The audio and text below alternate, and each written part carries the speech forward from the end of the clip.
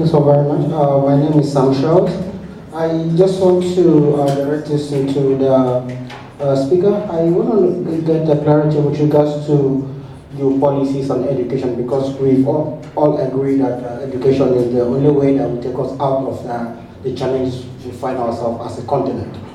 And I want to know, because I understand that in most of the advanced economies we have around the world, most of them in their budget, they obviously allocate something more than 40% of the total budget into education. And in most of these economies, education has been made free for all the citizens of that country. Now, in our continent, as Africa, how much do we spend on education? As much as we believe that education is the only way out of the situation we find ourselves. If you look at our budget, I don't think any country in Africa spend or allocate 40% of their budget into education. But we believe education will take us out of the problem. How do we do that? Okay. Then secondly, I want to look at the issue of leadership. You know, if you look at the continent, we are so blessed. I've been opportune to visit so many African countries, okay? Now, if you look at these African countries, each of them is good too.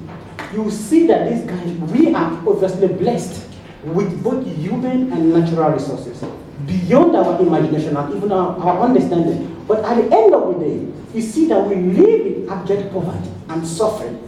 But if you look at a country that have no roads, no electricity, but you see the president buying private jets. You see members of parliament, right, like in South Africa, and other African countries, members of parliament, where there is no steady electricity, but driving cars that worth $1 billion. How do you account for that? So the issue of leadership is a major challenge in Africa.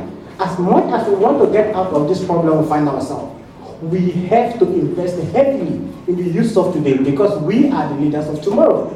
And another thing I want to look at is the issue of mentorship.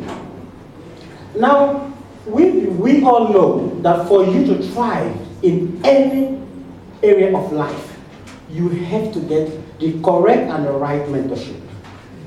Now, I could remember some years ago, I proposed something to my country.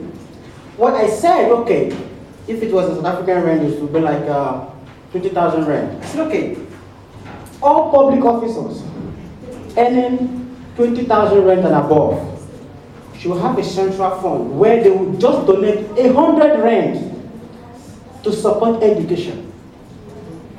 We pushed, we lobbied, we networked, but at the end of the day, nothing came out. Now, if you look at South Africa, those who are in public office, how many of them has given back to their communities? We can sit down in those glass offices and come up with policies that look at them and say, these are fancy policies.